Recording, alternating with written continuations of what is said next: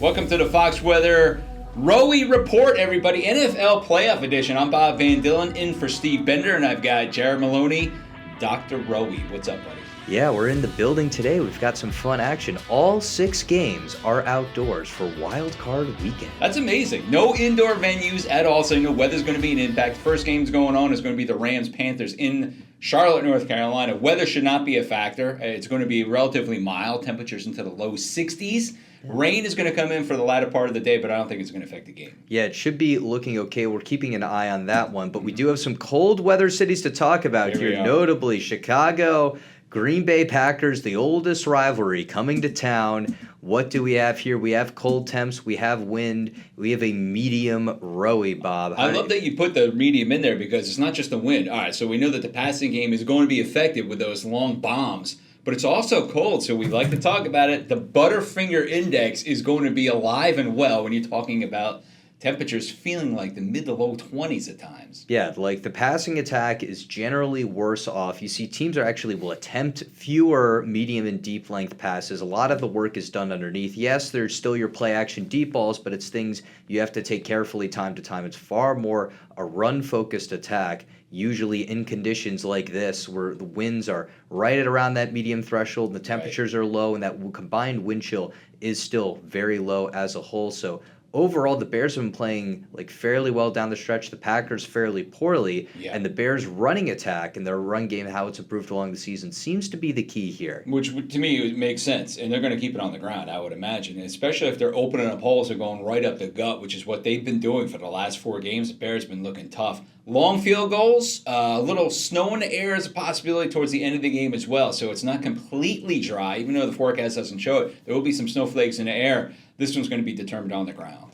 Probably. Yeah. So let's see. Take a look at this. Bills, Jaguars, not in Buffalo, which would be, quite a different story here. In Jacksonville, we're taking a look out for those wins there. So, the Jags have the kicker, Cam Little, who has the NFL record, and basically could have set that record multiple times this year. Absolutely outstanding kicker. Temperatures are really, really nice, but the wind is enough where you're not fully comfortable. I'm looking at that too, but Trevor Lawrence is having his best season so far in the NFL. And as a Clemson fan, I love to see this for this kid. And now that the temperatures are going to be in the mid to upper 60s, not a factor for him. He thrives in this kind of weather. Yeah, so generally, wins at this threshold, it's really the longer field goals that you do get a little more worried about. The passing attack is generally okay, even at around 10 miles per hour. Yes, you see a slight decrease in efficiency in the deep balls, but it's nothing too out of the ordinary. And both of these quarterbacks have very strong arms. Both of them have very good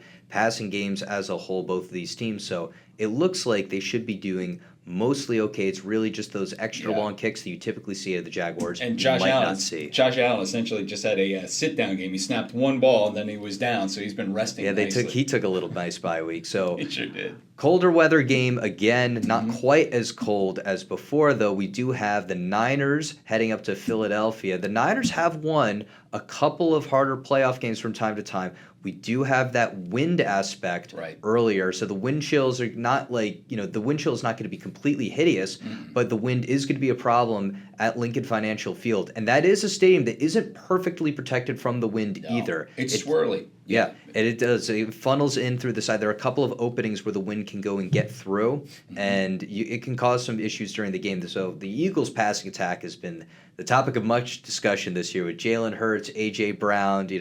Are they passing the ball enough? Is the offensive coordinator the problem? Seemingly the weather is going to be an issue here with that. Yeah, they're going to keep this one on the ground as well, I'm imagining, because we've got the cold front going by, high pressure trying to build in. But like you said, temperatures could be a heck of a lot colder this time of year.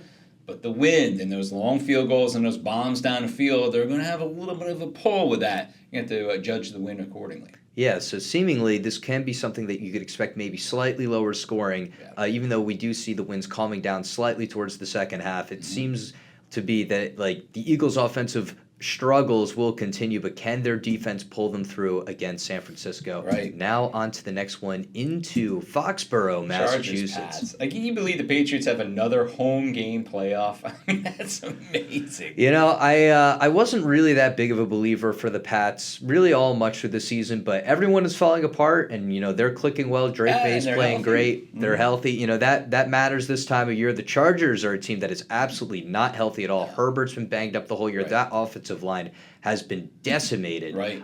We are looking at kind of a combo factor between, you know, maybe you get a sprinkling of a little bit of cold or winter precipitation. You have winds that are not crazy, but, you know, they're around that 10 miles per hour range. And that wind chill through the temperatures in the mid to lower 30s is going to be a problem. So you're kind of on that range where you're on that lower end of the medium category where it's just, you know, all the aches and pains that the teams have added up all throughout the season, especially with the Chargers, an indoor team, a SoCal team. That's the thing. Going all up. What do you think going from the West Coast to the East Coast, indoor to outside in New England on a winter evening? It doesn't seem like a recipe for success to me, Bob. No, not this one. And the Patriots, like you said, they're healthy, they're clicking, and I think the Chargers are on the way down. So that's what it looks like. Yeah, seemingly that this benefits New England. Now, with the Steelers, though, on Monday night, they haven't won a playoff game in quite a long time. I know, this is home, Jared. It's a home playoff game, and it's against a warm weather team from a dome. So let's take a look. Temperatures, though, listen, we know that the winds aren't going to be a big deal. 35. We've got an old quarterback that we're playing, and he's in his 40s right now, and I'm 10 years older, and I'm telling you, I have to stretch out to do weather when it's cold like this. This is not going to be comfortable for Aaron Rodgers. I mean, he's been a cold weather quarterback his whole career. Right. But it feels worse and worse in passing He hasn't been in his low 40s his entire life, I'll tell you that. No, this is something that is very close to that medium threshold. Just any little tick up in the winds or decrease in the temperatures, or even if there's like a slight bump in that chance of precipitation, that will kick this to a medium ROWI. And seemingly, that actually feels slightly more medium. You know, the Texans' play style is actually very well fit for cold weather and bad weather. Despite being such a warm weather team, they are far more a defensive-focused team, and generally, like, they haven't relied on, you know, their offense has had a lot of balance. They haven't been the best offense in the league, but it's not like they're relying consistently on high passing performances. So even if this trend's a little bit worse to them, in theory, their play style is actually not that suited for it. It would be more so like, you know, are the players going to be used to it? Because the Steelers players are, you know, they live in it. They've played it a couple times. The Texans, not quite so on the same wavelength. But in theory, that is a team whose play style is fairly weather resilient. Listen, that's why we call you Dr. ROWI. You know the ins and the outs of the defense or the Texans as well. You've been doing your homework. This might be Tomlin's last game as a Steeler. That's a possibility. Well, I feel like he bought himself another year. You think so? The Steelers organization is not crazy on that. Yeah, but a home game in the playoffs, I mean, that's saying something. The fan base is not satisfied unless like they finally get a playoff win. It's been a long time. Right. It was literally I was a junior in high school the last time the Steelers won a playoff game. It was the AFC divisional round in 2007, January 2017. That was the last time the Steelers won a playoff game, and we are 9 years away. That was a post-Hines Ward game right there. He hadn't played in a while.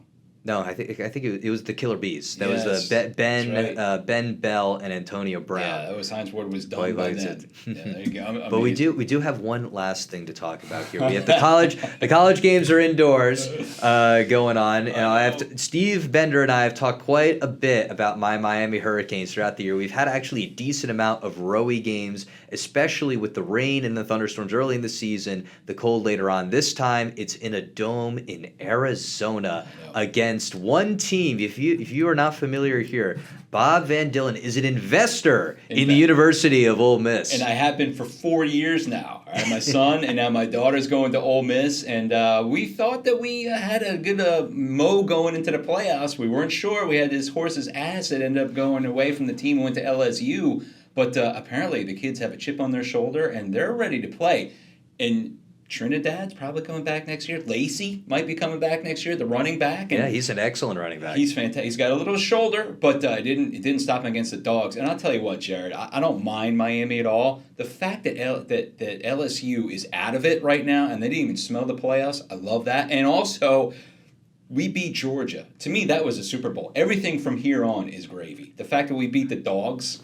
I will say, for Ole Miss's sake, that I hope they're thinking a little grander for that, because Miami is all we're all like, as a fan base, settling in like, oh my God, we can actually do this. Same with Ole Miss. I can't believe it. I've never seen them this good. Now, granted, I've only been a fan for 4 years. Well, even if you were a fan for 104 years, I still wouldn't have seen it. You wouldn't have seen them this good. I think it was 1960. They were co-champs with, I believe it was Minnesota. So yeah, I think that was Minnesota's last co-championship before they fell off the wagon. Oh my! But I am heading down to that game in Arizona. Good luck I will with be. it, man. Bender will be off. I will be disappearing for a little bit. All right, buddy. So let's see. The next time I'm on this pod, I am hoping I am talking about a Miami Hurricanes national championship. Hotty toddy, baby, go Rebs. All right, Jared. Good luck. Good man. talking with you, We'll talk Bob. to you later. See you guys.